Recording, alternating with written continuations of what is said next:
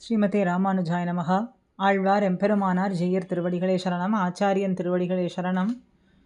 மந்தோதரி சதுஷ்லோகியினுடைய பிரவேசத்தை முதல் பகுதியாக நாம் கூடியிருந்து அனுபவித்தோம். தொடர்ந்து இன்று 4 ஸ்லோகங்களிலே முதலாவதான ஸ்லோகத்தை அனுபவிக்க இருக்கின்றோம். வியக்தமேஷ மகாயோகி பரமாத்மா சனாதனஹா அநாதிமத்ய நிதனோ மகதஹா பரமோ மகான்னு என்பது முதல் ஸ்லோகம். ஏஷஹா, இந்த ராமபிரான் மகாயோகி, பெரிய யோகியாய், பரமாத்மன பரம்பொருளாய், சனாதனகா எல்லா காலத்திலும் இருப்பவராய், அநாதி மத்திய நிதனகா முதல் நடுவு முடிவுங்கிறதும் இல்லாதவராய் இருக்கார். மகதஹா பரமஹா, மகத்துங்கிறத காட்டிலும் மிக பெரியவராய் இருக்கார். மகான்னு உயர்ந்தவராகவும் இருக்கின்றார். தமசகா மூல பிரகிருதியை காட்டிலும் பரமகா மேலானவராய் இருக்காரே. தாதா ஆதாரராய், சங்கச்சக்கர கதாதரகா சங்கச்சக்கரம் கதை ஏந்தியவராய், ஸ்ரீவத்சவக்ஷாகா ஸ்ரீவத்சம் என்னும் மறுவை திருமார்பினை கொண்டவராய், நித்யஸ்ரீஹி இணை பிரியாத மகாலட்சுமியை உடையவராய், அஜயஹா ஜெயிக்க முடியாதவராய், சாஸ்வதஹா விகாரமற்றவராய், தருவஹா நிலை நிற்பவராகவும் இருக்கின்றார்.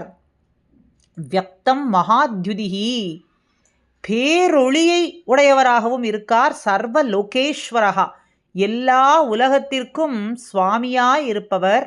அவர்தான் விஷ்ணுஹு, சர்வ வியாபியான நாராயணன். அவர் சத்திய பராக்கிரமஹா உண்மையான பராக்கிரமத்தை உடையவர். வனநரத்வம் உபாகதைஹி வானர நிலையை அடைந்திருக்கும். சர்வைஹி தேவைஹி எல்லா தேவர்களாலேயும் பரிவிருத்தகா சூழப்பட்டவராயிருக்கார். மானுஷம் வபுகு மனித உருவை ஆஸ்தாய அடைந்து, சாக்ஷாத் நேரே லோகானாம் சாக்ஷாத் உலகங்களுக்கு ஹிதகாமியா நன்மை செய்ய எண்ணம் கொண்டு, ராட்சச பரீவாரம் ராட்சச பரிஜனங்களோடு கூடின துவாம் உன்னை கொன்றார் அப்படின்னு ராவணனை பார்த்து சொல்லி கொண்டிருக்காள். இந்த சதுஸ்லோகி வியாக்கியானத்துக்கு முன்னுரையாக சாதித்திருக்கார்கள் பூர்வர்கள். வேதாந்தங்களிலே தேவதைகளினுடைய மேன்மையை சொல்லும் பொழுதோ ந கரீந்திர துவருத்தரோ ந ஜாயோ அஸ்தி விருத்ரஹன் அப்படின்னு சொல்லும் பொழுதோ, விருத்ரனை கொன்ற இந்திரனே உனக்கு மேலானவனோ பெரியவனும் இல்லை என்று சொல்லப்படுறது. அதே போல விஸ்வாதிகோ ருத்ரோ மகர்ஷிஹி லோகத்திலே பெரியவனும் பெரிய அறிவாளனும்னு ருத்ரனையே சொல்ல முடிகிறது. சிவ ஏகோ தியேயோ சிவங்கரஹான் இப்படி மங்களத்தை செய்யக்கூடிய சிவன் ஒருவனே தியானிக்க தகுந்தவன் என்னும் பிரஜாபதிர காமயதகான்னு சிருஷ்டியின் பொருட்டு பிரஜாபதியானவர் சங்கல்பம் கொண்டார். தாத்தா யதா பூர்வம கல்பயத்துன்னு பிரம்மா முன்பு போலவே சூரிய சந்திரர்களை எல்லாம் உண்டாக்கினார்னு இப்படிப்பட்ட பல வியாக்கியானங்கள் இருக்கிறதுனாலே இவற்றை பிரமாணமாக கொண்டு இந்திரனாகட்டும் ருத்ரனாகட்டும் பிரம்மாவாகட்டும் இவர்களை காட்டிலும் யாவருமே பெரியவர் கிடையாது. யாவரையும் பெரியவராகவும் ஜெகத்காரணமாகவும் மோட்சப்பிரதராகவும் சொல்ல இடம் இருக்கிறது அப்படின்னு சொல்ல இந்த வாக்கியங்கள் மூலம் நமக்கு தெரிகின்றது. அப்போ இவர்கள்தான் பரத்வம்னு சொல்ல முடியுமான்னா அதற்கு பல வாக்கியங்கள் வேதாந்தங்களில் சொல்லப்பட்டிருக்கு. பரத்வம் இன்னது அப்படிங்கிறத தெளிவாக சொல்லக்கூடிய வாக்கியங்கள் என்னன்னு பார்த்தா, தேவதைகள் யாவருக்குமே மேலான பரமபுருஷன் யார் என்பதை தீர்மானிக்க வேண்டும்.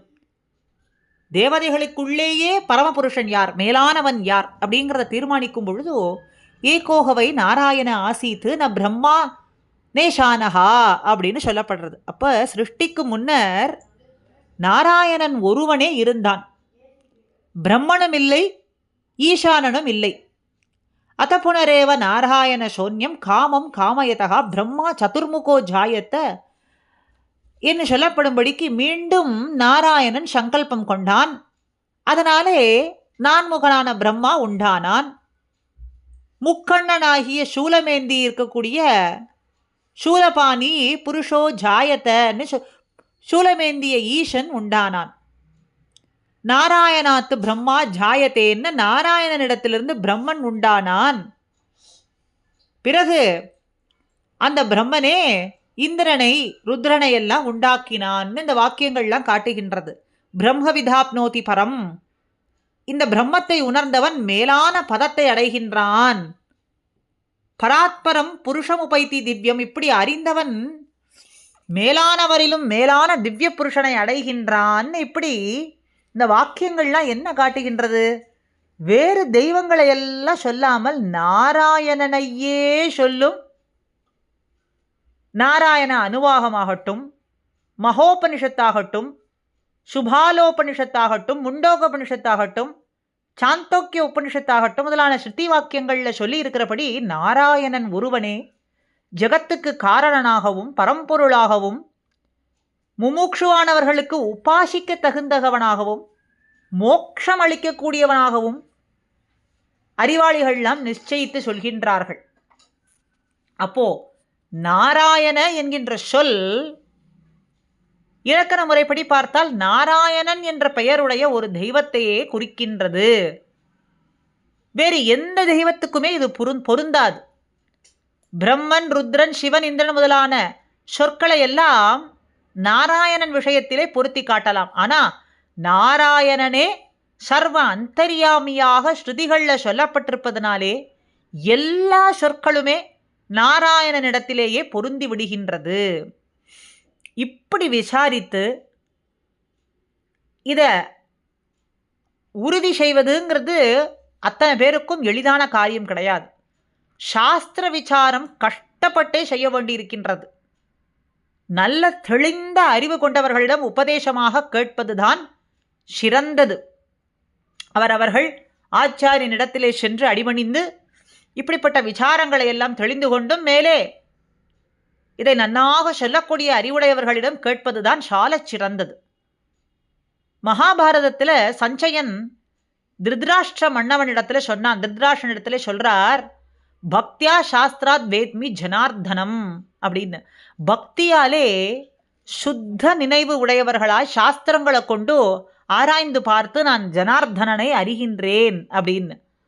இப்படிப்பட்ட புண்ணியசாலிகள் அவர்களே அறிய முடியும். ஆகையாலே பாமரர்கள் தெளிந்த பரம்பொருளை பற்றிய அறிவில்லாமல் வருந்துகின்றார்கள் அப்படிங்கிறத பார்த்து வால்மீகி முனிவர் தன்னுடைய கருணையாலே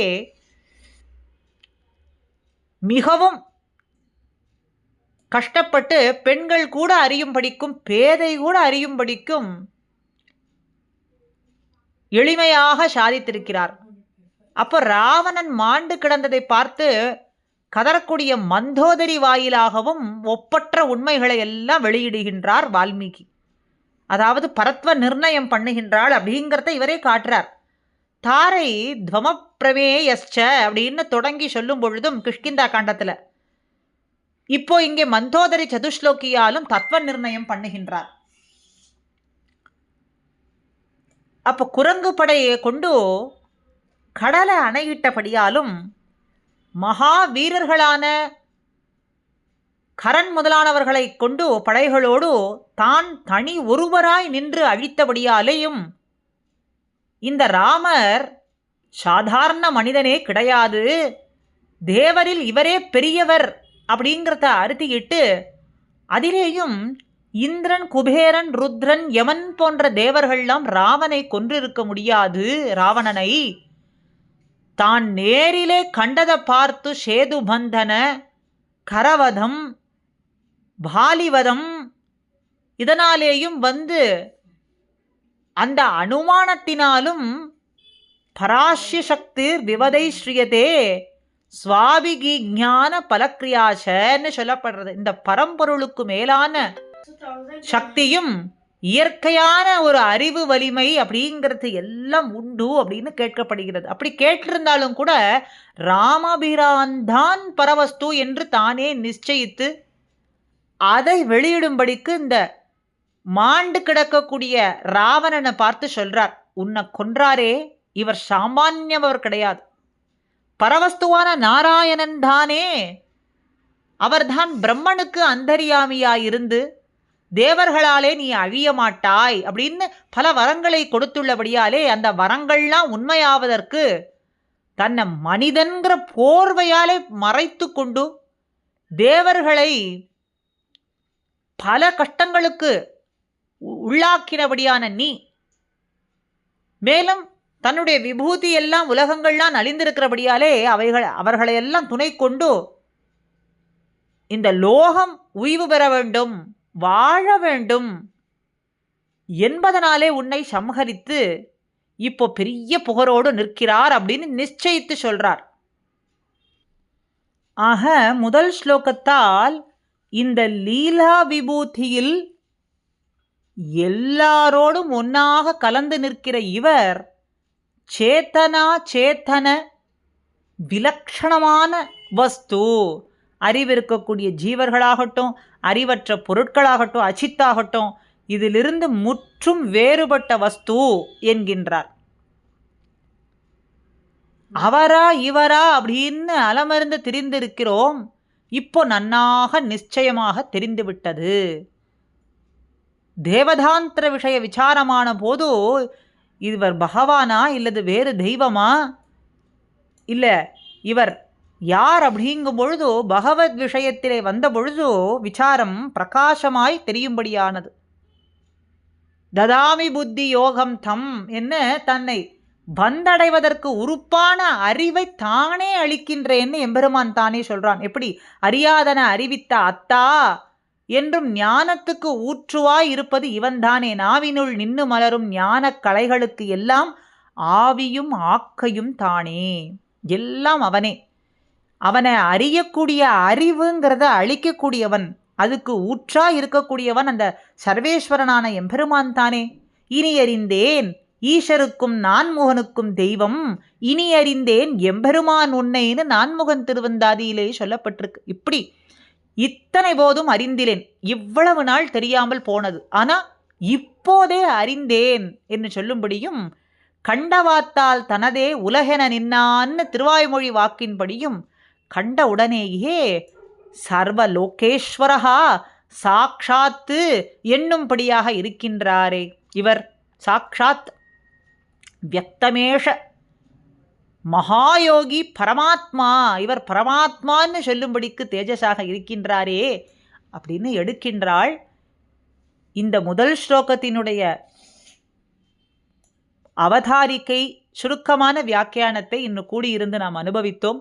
தொடர்ந்து மந்தோதரி வாயிலாக அந்த ராமனே பரமாத்மா பரவஸ்து என்பதை அறுதியிட்டு சொல்லும்படியாக அதற்கு ஆழ்வார் வாக்குகளையும் மேற்கோள் எடுத்து காட்டி எப்படி சாதித்திருக்கிறாள் என்பதையும் நாம் அடுத்தடுத்த பகுதிகளிலே கூடியிருந்து அனுபவிப்போம். ஸ்ரீமதே ராமானுஜாய நமஹ. ஆழ்வார் எம்பெருமானார் ஜீயர் திருவடிகளே சரணம். அடியேன்.